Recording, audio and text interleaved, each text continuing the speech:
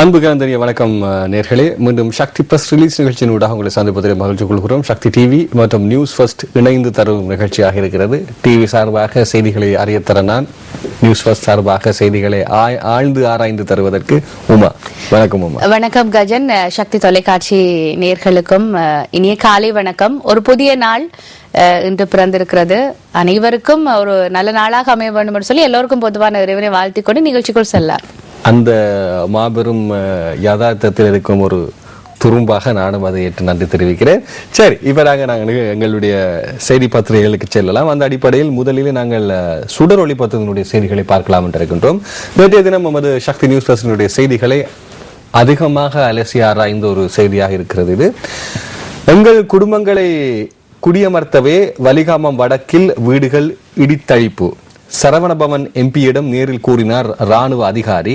ஊடகவியலாளர்களுக்கும் அச்சுறுத்தல் என்று இந்த செய்தி தொடர். இதை கொஞ்சம் நாங்கள் எடுத்து நோக்கலாம் நினைக்கிறேன். நிச்சயமாக நேற்றைய எங்களுடைய பிரதான செய்தி அறிக்கையில் சரவணபவன் பாராளுமன்ற உறுப்பினர் அவருடைய கருத்துக்களையும் நாங்கள் தந்திருந்தோம். அதே போல் சித்தார்த்தன் அவர்களுடைய கருத்தையும் கொடுத்திருந்தோம். இன்னும் கஜதீபன் வடமாகாண சபை உறுப்பினர், இந்த மூவருடைய கருத்துக்களையும் நாங்கள் நியூஸ் ஃபர்ஸ்டில் தந்திருந்தோம். இந்த மூவரும் எங்களுக்கு தந்திருந்த கருத்துக்கள் இவைதான். கட்டுவன் பகுதியில், அதி உயர் பாதுகாப்பு வலயத்தில் கட்டுவன் பகுதியில் சில வீடுகள் இடித்தளிக்கப்படுவதாகவும் இதற்கு சர்வதேசமும் சகலரும் தடுப்பு குரல் ஒலிக்க விட வேண்டும் என்றும் கேட்டிருந்தார்கள். சாதாரணமாக யுத்தம் நிறைவடைந்த பின்னரும் யாழ்ப்பாணம் புன்னாலை கட்டுவன் பகுதியிலிருந்து பலாலி வரையிலான சகல பகுதிகளும் உயர் பாதுகாப்பு வலயமாகத்தான் பிரகடனப்படுத்தப்பட்டிருந்தது இதுவரை. இவர்கள் ஒரு கருத்தை முன்வைத்திருந்தார்கள். அதாவது தங்களுக்கு வர்த்தகமானி அறிவித்தல் விடுக்கப்படாமல் எந்த ஒரு பிரதேசமும் ராணுவ நடவடிக்கைகளுக்காகவோ ராணுவ முகாம்களுக்காகவோ எடுக்கப்படாது என்ற வாக்குறுதிகளை வழங்கியிருந்தார்கள். ஆனால் பலர் பலவேறு கருத்துக்களை சொல்கிறார்கள். இதுல யாரை நாங்க நம்புறது அப்படியான ஒரு கருத்தை தான் முன்வைத்திருந்தார்கள். இதே நேரத்தில் இது தொடர்பாக நாங்கள் ராணுவ பேச்சாளர், ஊடக பேச்சாளர் வான் வணிக சூர்யாவிடம் கேட்டிருந்தோம். அவர் எங்களுக்கு நியூஸ் ஃபர்ஸ்டுக்கு வழங்கிய தொலைபேசி உரையாடல் மூலம் நிச்சயமாக நாங்கள் அபிவிருத்தி நடவடிக்கைகளுக்காக மாத்திரம்தான் காணி சுவீகரிப்பு மேற்கொள்கின்றோம், அது தொடர்பான ஒரு கட்டமாகத்தான் இதை பார்க்க வேண்டும் என்று இவர்களுடைய கருத்தை முற்றாக நிராகரித்தோர். இதுல இப்போ 4-5 விடயங்களை நாங்கள் கொஞ்சம் பார்க்க வேண்டியிருக்கிறது. இல்ல ஊடகவியலாளர் இதற்கு முன்னர் இவ்வாறான செய்திகள், குறிப்பாக பாதுகாப்பு அமைச்சும் நகர அபிவிருத்தி அமைச்சும் இணைந்த ஒரு அமைச்சாகத்தான் இருக்கிறது பாதுகாப்பு செயலாளர் கோத்தாபய ராஜபக்ச அவர்களுடைய தலைமை. அப்படி இருக்கும்போது ராணுவ வீரர்கள் தான் நகர அபிவிருத்தி நடவடிக்கைகளை பல இடங்களில் செயற்பட்டு வந்திருக்கிறார்கள். இது முதலாவது விடயம், அறிவோம். இங்கே ராணுவ பேச்சாளருடைய கருத்து அபிவிருத்தி என்ற போர்வையில் இருக்கிறது. இது இரண்டாவது கருத்து. நான் சொல்வது சரிதானே? இது இரண்டாவது கருத்து.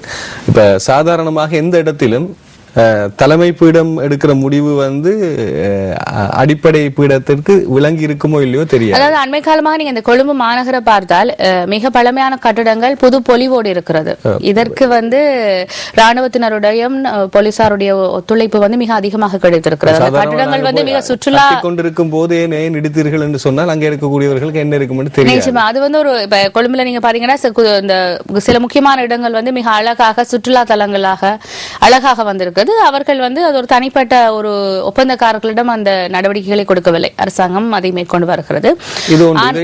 இப்படியும் பார்க்கலாம். ஒரு பக்கம் கேமராஸ் நாங்க கோணங்கள் வைக்க வேண்டிய பல கோணங்கள்ல பார்க்கக்கூடிய ஒரு விடயம். இரண்டாவது விடயம், சாதாரணமாக முதலமைச்சர் வேட்பாளர் சி வி விக்னேஸ்வரன் அவர்கள் கூட இப்போது முதலமைச்சர் வடமாகாணத்தின் வேட்பாளராக இருந்த தருணம் கூறிய முதலாவது எதிர்ப்பு குரல் அல்லது முதலாவது வாக்குறுதி ராணுவ பிரசன்னத்தை முற்றாக வடக்கிலிருந்து ஒழிக்க வேண்டும். இதற்கு வெளிநாட்டிலிருந்து வந்த பல பிரமுகர்கள், குறிப்பாக இந்திய வெளிவிவகார அமைச்சர் குருதீஷ் அவர்கள், இதே போன்று பலரும் இதற்கு ஆமோதித்த ஒரு போக்கை நாங்கள் கடந்த கால தமிழ் தேசிய கூட்டமைப்பு தங்களுடைய தேர்தல் விஞ்ஞாபனத்திலும் சரி, தங்களுடைய தேர்தல் பிரசார நடவடிக்கைகளிலும் கூட அதிகமாக பேசிய ஒரு விடயம் தான் இந்த ராணுவ பிரசன்னம் தொடர்பான ஒரு விடயம்.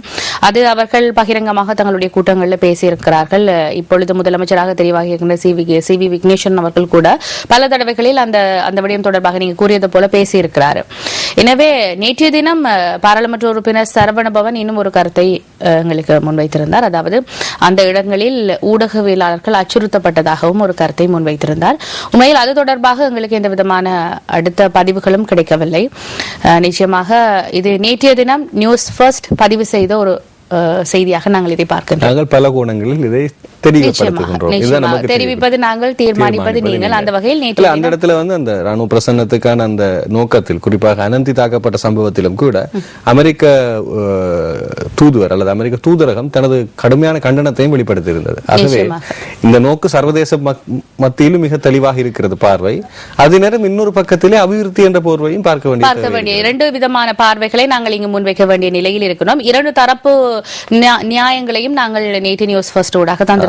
தமிழ் மக்களினுடைய பாராளுமன்ற பிரதிநிதி என்ற அடிப்படையில சரவணன் எம்பியினுடைய கருத்து தமிழ் மக்களின் குரலாகத்தான் பார்க்கப்படுகிறது. அதே நேரத்தில் இந்த அரசாங்கமும் மக்கள் வாக்களித்துதான் தெரிவு செய்யப்பட்ட அரசாங்கம். அந்த அரசாங்கத்தில் இருக்கிற ஒரு ராணுவ ஊடக பேச்சாளரும் அரசால் நியமிக்கப்பட்ட ஒரு அரசு பிரதிநிதி, இரண்டு பேருடைய பதிவுகளையும் நாங்கள் நேற்றைய தினம் கொடுத்திருந்தோம். ராணுவத்தினுடைய அதிகபட்ச குரலாக ஒலிப்பது ராணுவ பேச்சாளர்களுடைய கருத்து. பொதுவாக அவர் தான் அந்த விதமான கருத்துக்களை முன்வைப்பார். ஆகவே நாளை மறுதினம் இதன் உண்மை விளைவுகள் நமக்கு தெரிய வரும். நாமும் தெரியப்படுத்த தயாராக இருக்கின்றோம். நன்றி உமா. அடுத்து, வடக்கு ஆளுநரை பதவி நீக்க ஐக்கிய தேசிய கட்சியும் பச்சை கொடி. போலீஸ் சேவையில் தமிழர்கள் அவசியம், இதற்கும் இனவாத சாயம் பூச முடியாது என்று நேற்று அறிவிப்பு என்று கூறப்பட்டிருக்கிறது. நான் நினைக்கிறேன் நீண்ட காலத்துக்கு பின்னர் ஐக்கிய தேசிய கட்சியினுடைய செயலாளர்கள் குரல் ஒலிக்குது. நிச்சயமாக ஐக்கிய தேசிய கட்சிக்குள் சில மாற்றங்கள், அந்த வகையில் இதுவும் ஒரு மாற்றமாகத்தான் இருக்கும்.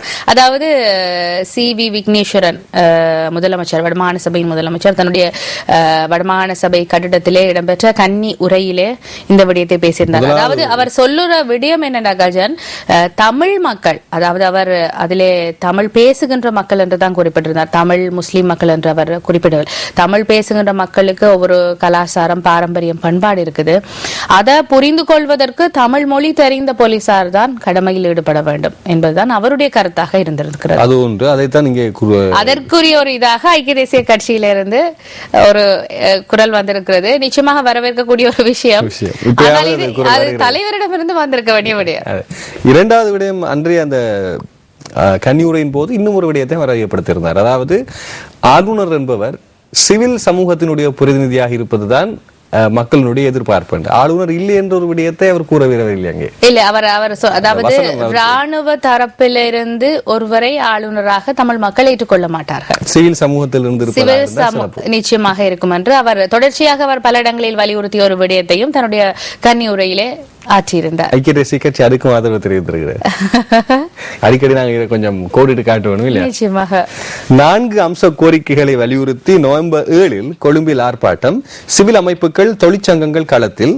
இது கசினோ ஊக்குவிப்பு சட்டமூலத்தை அரசு முழுமையாக வாபஸ் பெற வேண்டும், 2014ஆம் ஆண்டுக்கான பட்ஜெட்டில் மக்களுக்கு மானியம் வழங்கப்பட வேண்டும் ஆகிய உட்பட 4 அம்ச கோரிக்கைகளை முன்வைத்து பொது எதிர்க்கட்சிகள் இது தொடர்பாக சிவில் அமைப்புகள், தொழிற்சங்கங்கள் உள்ளிட்ட அனைத்து தரப்பினர்களுடனாகவும் பேச்சு இடம்பெற்று 7ஆம் தேதி நவம்பரில்